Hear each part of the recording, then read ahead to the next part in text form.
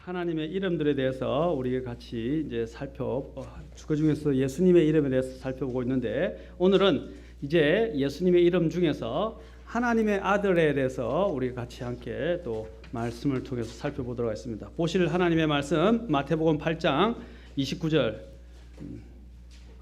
마태복음 8장 29절입니다.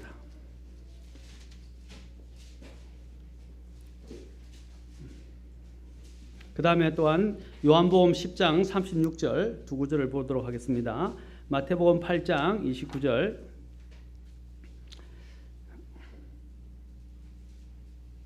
보라, 그들이 소리를 지르며 이르되 하나님의 아들 예수님이여 우리가 당신과 무슨 상관이 있나이까? 때가 되기 전에 우리를 괴롭히려고 여기에 오셨나이까?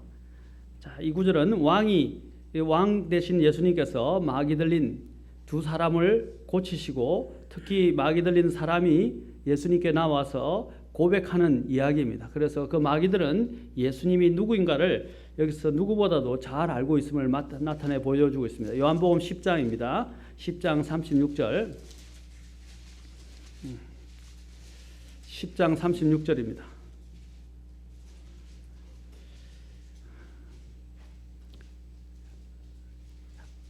(10장 36절) 아버지께서 거룩히 구별하사 세상에 보내신 자인 내가 나는 하나님의 아들이라 하였으므로 너희가 그에게 너가 신성모독한다 하느냐. 네. 자, 기도하겠습니다. 하나님 아버지, 오늘 이 시간 또한 주의 말씀을 높이시고 하나님을 사랑하여 이 자리에 나온 분들에게, 하나님의 자녀들에게 특별하게 이 말씀을 통해서 우리가 사랑하는, 우리가 정말 믿고 있는 그 예수님이 누구인지를 하나씩 더 깊이 있게 알아가고 주님을 섬길 수 있도록 인도해 주시옵소서. 이 시간 온전히 의탁하오며 우리 주 예수님의 귀하신 존함을 받들어 기도합나이다. 아멘. 앉으시겠습니다. 자, 오늘 여기서 우리는 성경에서 하나님의 아들이라는 이름이 사용된 용례들을 좀 오늘 이 구절들과 더불어서 읽었던 본문과 더불어 이제 구절들을 차곡차곡 차례대로 한 번씩 이렇게 알아보도록 하겠습니다. 이 하나님의 아들, 이전 시간에 사람의 아들에 대해서 알아봤습니다. 이제 우리가 더 사실 관심을 가져야 하는 것은 사람의 아들도 상당히 중요한 부분이고, 그 다음에 또 하나님의 아들은 더 중요합니다. 특히 제가 사복음서에서 특히 공간복음이라 불려지는 공간복음이라고 이야기할 때, 공간은 뭐냐면 같이 본다라는 뜻입니다. see together 해서 같이 본다라는 뜻이에요. 그런데 공간복음은 뭐냐면 마태, 마가, 누가를 이야기합니다. 신학적으로 이야기할 때 그것을 공간복음이라고 합니다. 그런데 요한복음은 공간복음에 포함되지 않습니다. 요한복음은 목격담보다는 어떤 목격담보다는 이분이 바로 하나님의 아들이심을 선언하는 가장 대표적인 책 중에 하나입니다. 그리고 또한 요한 서신도 마찬가지입니다. 사도 요한은 다른 그 사복음서의 다른 기독자들과는 달리 요한은 특별히 초점이 어디에 맞춰 있냐면 예수님이 과연 누구이신가, 특히 그분이 바로 하나님이시며 하나님의 아들이심을 또한 입증해 보여주고 있다는 사실입니다. 그래서 이 요한복음을 여러분이 꼭 읽어야 하는 이유는 요한복음 속에 바로 예수님이 하나님의 아들이심에 대한 권능과 또한 기적과 또 그분이 행하시는 이런 일들을 통해서 그분이 누구이신가를 잘 피력해 놓은 책입니다. 그래서 초신자들이 구원받고 가장 먼저 읽어야 할 책이 뭐냐면, 읽도록 주로 권면하는 책이, 물론 창세기 같은 것도 있지만 이제 창세기 같은 것도 읽다 보면 막 지루하기 시작해요. 특히 레위기 가면 그냥 끝나버립니다. 그렇죠? 마태복음 첫 장부터는 아주 그냥 족보들만 나오면서 머리가 아프기 시작해요. 그래서 가장 좋은 책이 요한복음입니다. 근데 요한복음이 가장 단순한 책으로 보이지만은 또한 요한복음이 가장 심오한 책입니다. 여러분들이 요한복음에는 상상도 할 수 없는 신학적인 내용들이 들어있어요. 그런 것들을 여러분들이 알게 된다면, 이 하나님의 오묘하심과 이렇게 모든 사람을 위해서 제공됐는데 또한 깊이 있는 사람들을 위해서도 또한 이 책이 읽혀줄 수 있고 또 음미할 수 있는 책으로서 요한복음을 보면 놀라게 된다는 사실입니다. 특히 이 요한복음이 하나님의 아들이신 예수 그리스도를 잘 소개하고 있습니다. 성경에서 예수 그리스도의 이러한 하나님 대신 그리고 개인적인 이런 영광을 표현하는 것으로서 이 칭호가 말해주고 있는데 성경에 하나님의 아들이라는 칭호가 한 50번 정도 쓰였습니다. 근데 이 칭호는 마지막 아담이신 예수님께 적용되었을 뿐 아니라 이전에는 하나님께서 누가복음 3장 38절에 보면 첫 번째 사람 아담에게도 하나님께서 이 표현을 쓰시고 계십니다. 그런데 잘 들으십시오. 이제 그것이 뭐가 다른 건가에 대해서 말씀을 드릴 것입니다. 누가복음 3장 38절로 가보시면, 자, 여러분이 누가복음에는 또 예수님의 계보가 적혀져 있습니다. 그렇죠? 마태복음에도 있고 누가복음에도 있어요. 어떤 분들은 이야기합니다. 마가복음의 계보와 누가복음의 계보의 차이가 뭐냐라고 이야기하면, 가장 쉽게 이야기하면 마태복음은 요셉과 관련되어 있고 누가복음은 마리아와 관련되어 있어요. 그런데 왜 이 두 족보를 꼭 같이 이렇게 해야 하느냐? 다음에 그거는 말씀드릴게요. 마태복음 할 때 여러분이 이것들을 알게 되면 하나님이 얼마나 놀라우신지, 예수님이 얼마나 가장 적합한 하나님의 또한 아들로서 또한 왕권을 이어받는 분으로서 가장 적합한 분이신가를 이 두 계보가 정확하게 가장 잘 보여주고 있습니다. 이 계보가 바로 유일하게 예수님이 가장 적합한 그 다윗의 자손으로서, 다윗의 아들로서 오셔서 그 왕위를 차지하시게 될 그런 가장 적합한 분으로 말씀한다는 것입니다. 그래서 옛날에 이야기했죠. 적통이라고 이야기해요. 적통이 뭡니까? 우리도 옛날 조선시대에 있었어요. 그렇죠? 이시조선시대. 또 이전에도 뭐라고 했어요? 적통과, 그렇죠? 그 다음에 서자, 이런 것이 있었죠. 그래서 그런 알력들이 많이 있지 않습니까?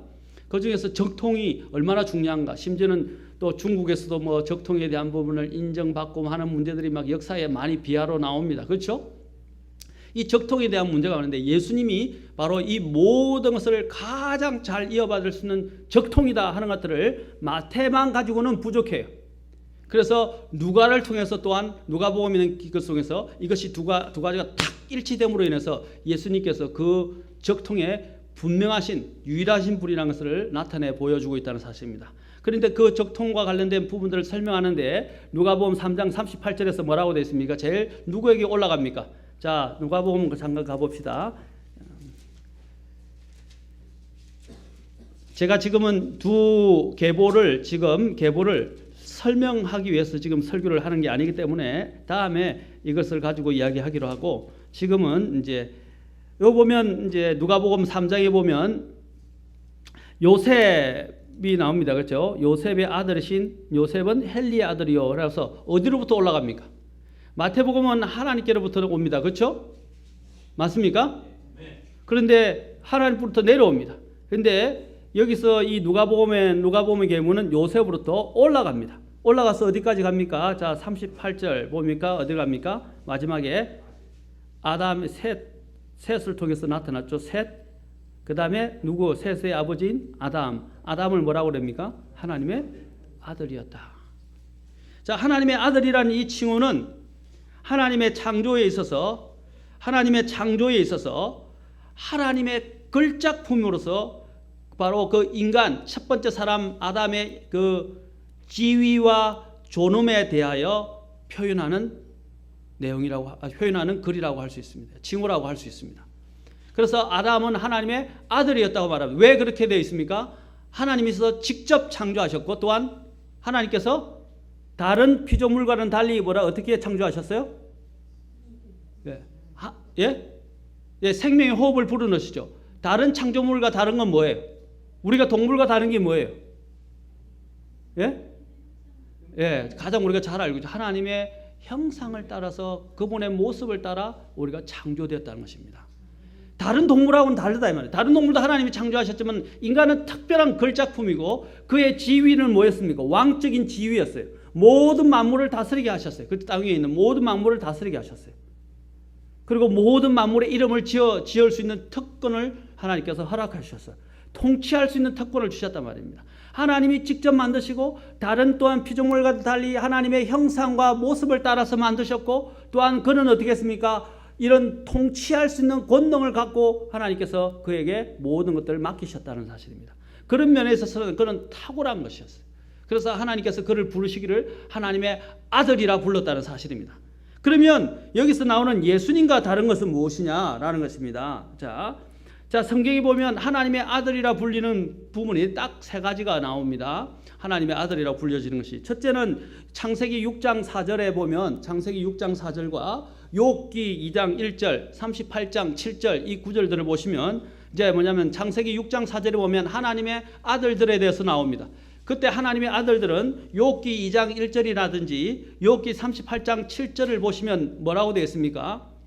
그 아들들은 누구를 지칭해 하냐면 하나님의 천사들을 지칭합니다. 영적인 존재인 천사들을 지칭하는 것을 볼 수 있어요. 자, 창세기 6장은 참 놀랐습니다. 하나님의 아들들을 어떤 사람들은 경건한 셋의 후예들이라고 이야기하고 사람의 딸들이 나오는데 노아 홍수 이전에 사람의 딸들이 나오는데 사람의 딸들은 또한 불경건한 또 가인의 후예들이라고 이야기를 합니다. 그 잘못되어진 해석이에요. 성경 구약에서는 한 번도 사람에게 하나님의 아들이라고 표현된 아들이란 표현을 사람에게 적용한 적이 없다는 것입니다. 그 하나님의 아들들은 항상 천사에게 적용했어요. 특히 욥기가 그것을 잘 말해줍니다. 자, 한번 봅시다. 창세기 제가 이제 직접 이렇게 계속 설명하는 것들은 성경을 가지고 직접 눈으로 확인하는 것이 더 좋습니다. 자, 6장 4절에 노아 홍수 이전에 보십시오. 당시에 땅에는 거인들이 있었는데 이 거인들 자이언트라고 이야기하는데 이 자이언트들이 키만 큰 것이 아니라 그들의 이런 영적인 파워를 또한 여기서도 이야기하는 것입니다. 이것을 히브리어는 네피림이라고 이야기합니다. 네피림. 자, 네피림이 뭐냐? 여러분이 이 나중에 성경을 보면 임이라고 붙여지는 족속들이 나와요. 여러분가 아낙 족속이라고 우리는 족속이라 했죠. 저는 아낙 족속이라 이런 말을 안 쓰면 좋겠어요. 왜냐하면 킹제임스 성경이나 이 히브리어를 보면 이 단어들이 그냥 족속 정도의 족속이 아니고요. 이들은 좀 특별한 족속들이었어요. 어떤 족속이냐? 임이라고 하면 이들은 거인들이었어요. 거인들을 이야기했습니다. 이 거인들이 어디서 나왔느냐 보십시오. 그 뒤에는 그 당시에도 뭐라고 했어요? 거인들이 있었다.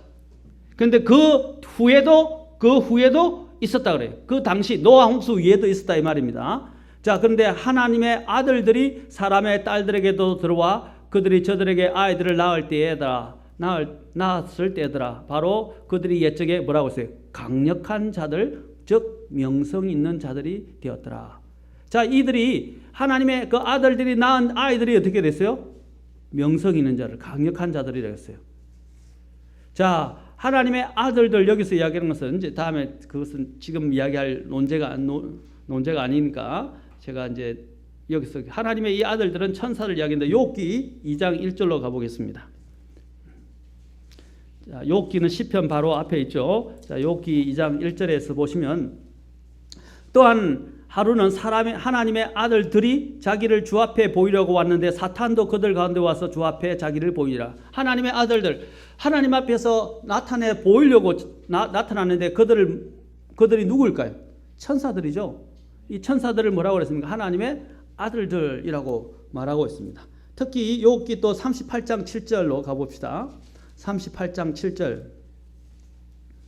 또 어느 때에 새벽별들이 함께 노래하고 하나님의 모든 아들들이 기뻐 소리를 지르느냐. 이 말은 뭐냐면 창조할 때 인간이 창조되기 전입니다. 하나님께서 이 세상을 창조하실 때 이것을 보고 기뻐했던 자들이 있다고 그랬어요.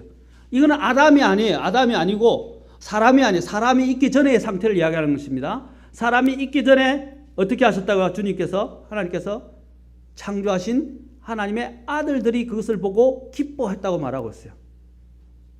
세상에 기초를 놓고 세상을 할 때 4절부터 보십시오. 땅에 기초들을 놓을 때에 또 그것들의 치수들을 정할 때에 또 그것들의 기초들을 고정시킬 때에 이렇게 이야기하면서 어느 때에 바로 자, 이 세상이 창조되어질 때에 하나님의 이미 아들들이 있었다고 말합니다. 그때는 누구예요? 이것들이 영적인 천사들을 이야기하는 것입니다. 천사들. 자, 천사들을 구약에서는 하나님의 아들들이라 부른다. 자, 여러분이 이것을 가지면 이 세상에 지금 일어나는 여러 가지 이상한 일들을 다 성경에서 잘 이야기해 줍니다. 설명해 주는 부분들이라고 할 수 있습니다. 어쨌든 구약에서는 이 하나님의 아들들이라는 이 표현을 누구에게 썼냐면 누구에게 천사들에게 썼죠. 예, 우리 자매님 혼자 있는 것 같아요. 자, 어떤 천사도 하나님의 아들, 그런데 성경에서 여기는 하나님의 아들하고 소문자로 되어 있죠. 그러나 이제 물론 소문자로 되어 있지만 대문자로 되어진 것이 이제 요한복음이라든지 사복음서에 나오는데 그 대문자는 유일하게 누구에게만 쓰이냐면 예수님께만 쓰여져 있어요. 이것은 하나님의 유일하신 아들, 곧 하나님과 성품을 공유하고 하나님을 그대로 같이 함께 공유하시는, 다시 말하면 하나가 되시는 하나님의 삼위일체 되신 예수님에 대해서 언급하시는 것입니다. 아멘. 그래서 예수님을 우리가 표현할 때 뭐냐? 아들 하나님, God the Son이라고 합니다. 하나님의 아들이라고 합니다. 그렇죠? 하나님, 아들 하나님이라고 이야기해요. 아들 하나님. 그게 삼위일체 교리의 가장 중요한 부분 중에 하나입니다. 이것은 하나님의 아들이라는 이 표현은 바로 이것이 하나님과 동등되고 그분이 곧 하나님이다라는 사실을 이야기해 주는 것입니다. 그래서 구약에서 어떤 천사도 그 대문자로 된 Son이라는 Son of God이라는 이 칭호를 붙여서 설명한 적이 한 번도 없었다는 사실입니다. 천사들이 그렇게 불린 것은, 천사들이 하나님의 아들들이라 불린 것은 그들이 영이신, 하나님은 영이시죠. 맞습니까? 천사들도 영입니다. 맞습니까? 그래서 하나님과 영이라는 이러한 공통점 때문에 영이신 하나님과 닮았다고 했기 때문에 영적인 존재이기 때문에 하나님의 아들들이라 불려지만 사람과는 조금 다릅니다. 천사들은 하나님의 형상을 따라 만들지 않았어요. 그렇게 표현된 적이 없어요. 그러나 인간만은 하나님의 형상을 따라 만들어졌습니다. 그러나 예수님은 또한 또 다릅니다. 예수님은, 우리는 하나님의 아들로 피조된 존재지만 아들 하나님은 피조된 존재가 아니에요.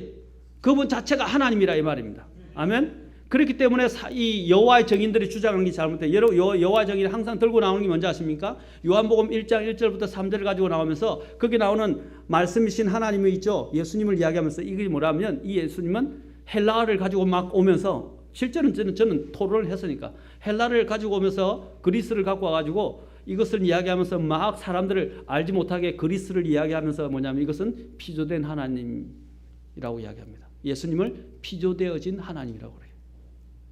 하나님은 하나님인데 피조됐다는 거예요. 성경에서 어디가 그런 말이 있어요. 영원부터 계시는 하나님의 아들이라고 말씀하시죠. 그렇죠? 하나님과 동등하신 분입니다. 자, 여러분 세 가지 하나님의 아들들에서 오늘 말씀을 통해서 배웠습니다. 그렇죠? 그러나 예수님에게는 유일하게 대문자로 그분은 바로 하나님과 완전히 하나이신 분으로서 설명하고 있습니다. 또한 이 칭호는 다니엘서 3장에서 나타나는데, 다니엘서 3장에 보면 불타는 용광로 안에서 다니엘의 새 친구가 들어가게 됩니다. 그렇죠? 그 세워진 신상에 절을 하지 않으니까 어떻게 해요? 왕이 명령해서 그 다니엘의 새 친구를 다 그렇죠? 용광로 속에 집어넣게 만들죠. 그런데 그들이 용광로 속에 들어가는데 용광로 속에 넣으려고 했던 그 옆에 주변에 있는, 워낙 용광로가 뜨겁다 보니까 넣으려고 했던 그 병사들까지도 다 어떻게 했어요? 다 죽었죠. 그런데 그들은 불 속에 용광로 속, 그 뜨거운 용광로 속에 들어갔는데 심지어는 그 옆에 접근했던 사람까지 다 죽었는데도 불구하고 그 세 사람은 죽지도 않고 어떻게 했어요? 그 용광로 속에 살아서 있는 거예요. 그런데 세 사람을 넣었는데 네 사람이에요. 그런데 한 사람이 어떻게 불려지느냐 하면, 한 사람이 어떻게 불려지고 있어요? 하나님의 그 형체는 하나님의 아들과 같도다라고 묘사하고 있습니다. 곧 예수님께서 오셔서 그 세 사람을 보호하신 것입니다. 자, 어떤 것들도 그들을 해치지 못하는 모습을 보게 돼요. 그때 있던 하나님의 아들과 같다고 하는 말이 정확한 표현입니다. 예수님께서는 이미 이 땅에 오셔서 하나님의 사람의 아들이 되시고 또한 하나님의 아들로 드러난 것이 아니고, 그렇죠? 이미 그분은 하나님의 아들로 계셨다는 것을 말해주는 것입니다.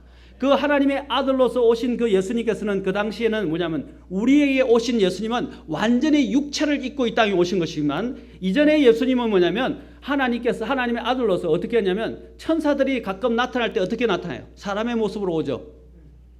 맞습니까?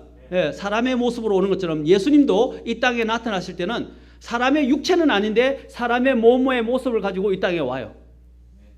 이해하시겠습니까? 사람의 몸의 모습을 가지고 이 땅에 왔다는 것입니다. 그래서 그들을 보호하셨어요. 보호하셨어요. 실제로 이런 일들이 크리스찬들이나 또 구원받아야 할 사람들에게 많이 일어납니다. 제가 제 개인적인 경험은 제가 사실은 물에 빠졌다가 살아났어요. 이제 수영장에 가는데 좀 수영장에 깊은 데 들어가면 안 되는데 혼자서 이제 어머니 용돈 받아가지고 수영을 워낙 좋아해서 수영장에 갔다가 수영도 못 하는데 그런데 거기가 얕은 줄 알고 뛰어내리는데 물에 완전히 잠겼어요. 근데 잠겼는데 제가 숨을 못 쉬고 거의 죽고 하는데 갑자기 누군가가 제 머리를 붙들고 올렸어요. 확 올라와 버렸어요. 그런데 올렸는데 누가 나를 실제로 끄집어낸지 아무도 몰라요.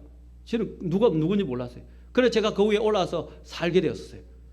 그때를 지금도 잊어버리지 않고 있는데 실제로 또 어떤 실제로 기도하시는 분들의 그 간증과 증언을 보면 어떤 분들이 자신들이 특별한 상황이 되어가지고 위급한 상황인데 와서 자신을 끄집어내고 또한 그 위기에서 갑자기 위기에서 탈출하도록 만들어주는 이상한 어떤 역사들을 경험한 사람들이 많이 있었어요. 제가 아는 또한 형제님 중에 한 사람은 운전을 하다가 잠깐 실수를 해서 차가 완전히 부딪히게 됐는데 한 1cm 몇 cm 차이를 놔두고 갑자기 운전대가 확 돌아와서 차가 바로 서서 사고가 일어나지 않았어요. 그런데 그 운전대를 누가 돌린지를 몰라요. 자, 이런 제가 이야기한 것은 어제 신비적인 체험을 이야기하려고 그런 것이 아니라 이런 천사들이 특별한 이런 어려운 순간에 와서 우리를 돕기도 합니다. 그런데 오늘 이 순간에는 오늘 다니엘서 3장 같은 경우는 하나님의 아들이신 예수님께서 어떻게 해요? 그 뜨거운 용광로 속에서 그 세 친구를 보호하셔서 아무도 타서 죽지 않게 하셨다는 사실입니다. 그때 나타난 것은 바로 이 우리와 같은 다른 몸을 영광스러운 몸을 갖고 인간의 모습과 같이 왔지만은 우리와는 다른 몸입니다. 그런 몸으로 그들을 예수님께서 이 땅에 오셔서 보호해 주셨던 것입니다. 이걸 뭐냐면 신학적으로 이야기할 때 현현이라고 이야기합니다. 현현이라는 것은 이것은 성육신하고 다릅니다. 성육신은 예수님께서 우리와 같은 똑같은 육체를 입고 오신 것이고 그 이전에 예수님께서 나타나신 것들은 우리와 같은 육체는 아니지만 인간과 똑같은 모습으로 나타나실 수 있어요. 나타나서 어떻게 합니까? 오신 현현한 것입니다. 여러분 보면 이전에 제가 한 가지만 더 이야기하면 천사들이 왔을 때 이제 소돔과 고모라를 멸망시키기 위해서 예수님께서 창세기 18장과 19장 20장이 나오죠. 그렇죠? 예수님께서 오셨을 때 어떻게 했습니까? 자, 예수님이 두 천사와 함께 오셨어요. 맞습니까? 그런데 분명히 성경에서 뭐냐면 세 남자가 왔다고 그랬어요. three men이라고 세 남자가 왔는데 그 아브라함이 어떻게 합니까? 세 남자에게 소를 잡아다가 먹이려고 했죠. 그리고 먹이고 주님께서는 아브라함과 함께 있고 두 천사는 어떻게 합니까? 롯이 있는 소돔과 고모라로 있는 곳으로 보냈죠. 맞습니까? 그들이 나타났는데 인간의 모습으로 똑같이 나타나니까 그들이 이상한 짓을 하려고 했었죠. 맞습니까? 그래 똑같이 동일하게 이 인간의 몸을 가지고 몸처럼 나타날 수 있지만 우리와 같은 이런 인간의 몸은 아니라는 것입니다. 그것을 구약에서는 뭐냐면 현현, 천사들의 현현 또는 주의 천사의 현현 또는 예수님의 현현이라고 신학적으로 표현을 합니다. 그래서 현현이라고 생각하시면 됩니다. 어쨌든 이러한 이전에 나타나신 것을 그때 그 왕이나 다른 사람들이 뭐라고 표현했어요? 형체는 하나님의 아들과 같도다라고 이야기를 하고 있다는 것입니다. 아멘.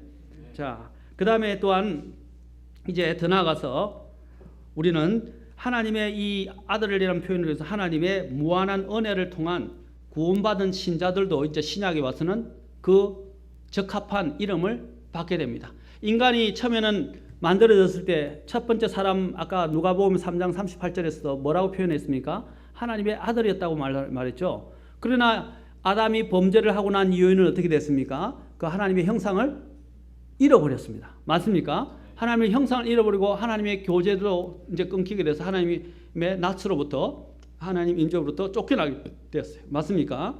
그래서 쫓겨나게 됐는데 그때 이제 이러한 형상을 잃어버렸기 때문에 이 하나님과 이런 교제 관계가 끊어지게 되는데 신약이 와서 이제 예수님을 통하여 우리가 구원받게 될 때 우리는 어떻게 됩니까? 다시 하나님의 아들로서 그 지위를 다시 되찾게 되는 것입니다. 그래서 요한복음 1장 12절에서 뭐라고 말씀하십니까?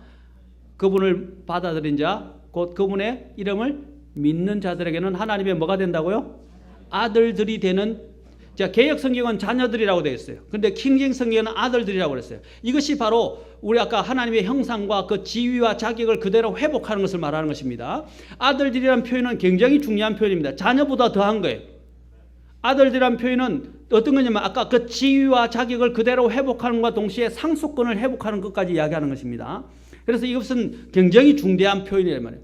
그래서 믿는 자들을 하나님이 뭐로 만들어 주십니까? 하나님의 아들들로 하나님께서 삼아 주시는 것입니다. 또한 요한복음 요한 1서에서도 이 사도 요한이 이런 것들을 잘 표현하고 있어요. 사도 요한이 자 요한 1서 3장으로 잠깐 가봅시다. 요한 1서 3장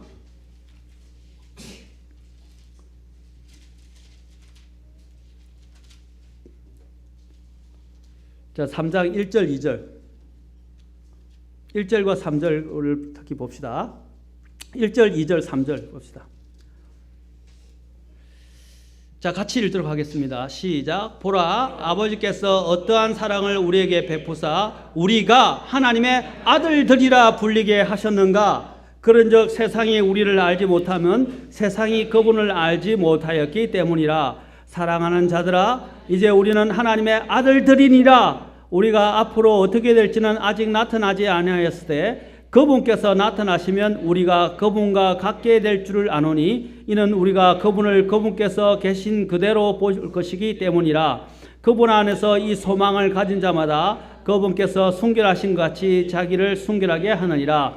우리가 어떻게 된다고요? 하나님의 아들들이 되게 하셨다 이 말입니다. 그래서 누구와 같게 했어요? 바로 그분 예수님과 똑같은 모습이 되게 하셨다 이래요. 그래 해놨잖아요.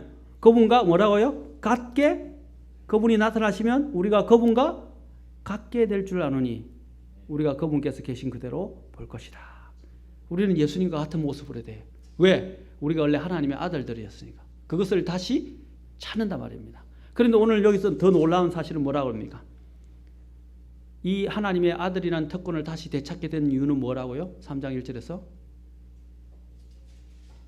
뭐라고 했습니까? 3장 1절에서 바로 하나님이 특별한 정말로 엄청난 위대한 사랑을 우리를 위해서 베풀어 주셨다고 되죠. 아멘. 네. 그게 뭡니까? 예수님의 십자가에 죽으신 바로 처형을 이야기하는 것입니다. 아멘. 네. 그 예수님의 죽으신 그것을 통해서 하나님은 자신의 가장 큰 사랑을 우리를 위해서 나타내 주셨어요.